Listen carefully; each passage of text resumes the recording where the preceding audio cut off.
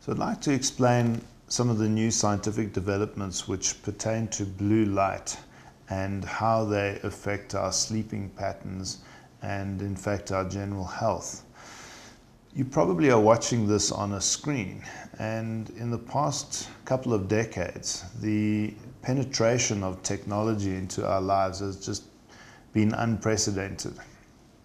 We have the ability to make daylight at any point in the day. But in fact, we actually are designed to be diurnal animals, which means we are asleep at night and awake during the day.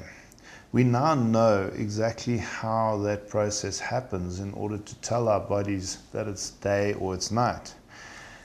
And what has been discovered is an extra retinal receptor cell inside the eye.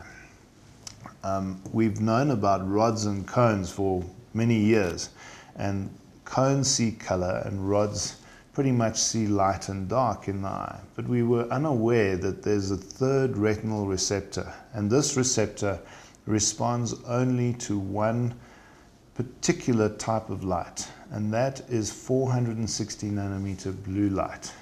And what that means is in the rainbow, all the different colors have a different wavelength, and these receptors that tell our body whether it's day or it's night only respond to that particular wavelength of light, which is seen as blue.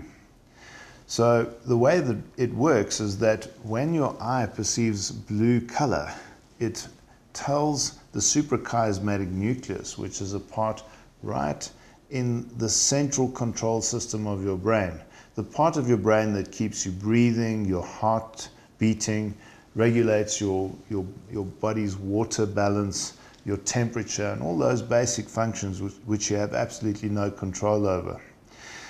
So what happens is these receptors are wired into the suprachiasmatic nucleus, and that is the seat of your body clock.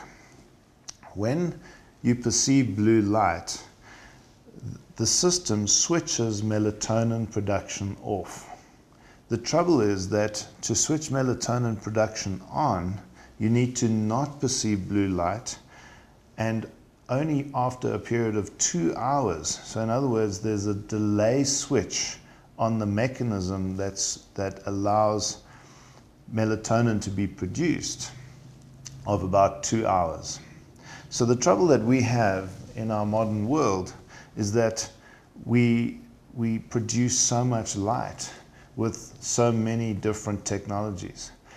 So not only computer screens and tablets, cell phones, which we typically look at last thing before we go to sleep at night and pretty much all day, and some of us even all night, but also LED lighting and predominantly most of the indoor lighting that we have. So if we think back to caveman times, we lived with the sun going up, coming up in the morning and going down in the evening. What this would mean is that we actually would not perceive any light or very little light at night. So think of the sun going down, the lighting is predominantly orange. That means that the blue light has been filtered out by the larger amount of atmosphere that the light has to travel through because the sun is going down. What that would mean is that our melatonin production can start, but because there's a 2-hour delay, we're able to then get our place to sleep ready for the night and then in fact go to sleep. But come forward to our modern day life, we take our electronic devices and we look at them last thing before we go to sleep. What's happening there is the blue light in the screen is being perceived by the melanocytic cells, which is switching melatonin off for 2 hours. So how do we actually counteract this problem where we're having blue light, which is coming from technology, coming from the ambient lighting in our environment, and causing our melatonin in our brains to not be produced, therefore affecting the quality and quantity of our sleep. So one option is a product called SleepSpec. And what SleepSpec does is it specifically cuts out the 460 nanometer blue light only. Because it does that, you're able to wear the SleepSpec shield in front of your eye, perform almost all your other tasks except drive a motor car, and still allow your brain to produce the melatonin for 2 hours before you would then go into your normal sleeping phase. So what the SleepSpec actually allows you to do is to go back to your natural body rhythms where you're able to produce melatonin naturally.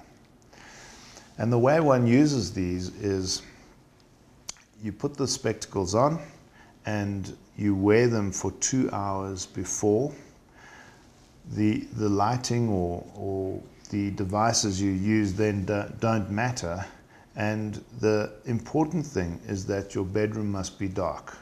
So you need to check any pilot lights need to be covered. We recommend your curtains need to be good blackout curtains that actually make the room very dark. You've then worn these glasses for a period of 2 hours before you go to sleep, and you're ready to go to sleep.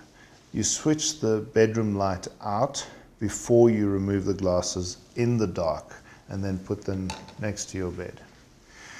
You will then have increased your melatonin production by at least 50% prior to going to sleep, and that is the normal body function. That's the normal way that you're designed to produce melatonin. It's also very important that during the night you don't switch the lights on or you don't look at any electronic device or any screen. So what we would recommend is that should you need to navigate in the dark, you either use the touch light, which is, it's designed to only just have enough light to, and also it doesn't produce any blue light at all. But it has just enough light for you to perform a few basic tasks, for example, going to the bathroom at night without being woken up. Another option is the torch, and this has got the same filter in it, and it filters out all the 460 nanometer blue light and allows you to navigate your way in the dark. So what is important about melatonin and sleep? The first thing is that we're all aware that we need to sleep and we feel tired. And the reason we feel tired is because our brains build up byproducts of metabolism during the day, during the thinking process. And what happens is, as one is sitting in just normal body function, the brain uses 20% of your body's energy to do its thinking. That would mean that it also produces byproducts, which are toxins. They're toxic. Because the brain is in a separate blood flow system, it's called the blood-brain barrier, it's not very easy for those toxins to come out of that and into the rest of the body where they can be secreted. And that's why it's so important to sleep. The importance of sleep is clearly demonstrated in studies which show people who sleep less have a far greater incidence of dementia. And we know that that is caused because the buildup of toxins in the brain over those years damage the brain. In fact, there are studies to show that sleeping tablets, which decrease brain function and therefore make you sleep, increase your risk of dementia by 58%. Melatonin is produced by the pineal gland, and the pineal gland sits just outside the blood-brain barrier. What the pineal gland does by producing the melatonin is allow your body to sleep. But more than just being the hormone of sleep, melatonin is also the most powerful antioxidant in the entire body.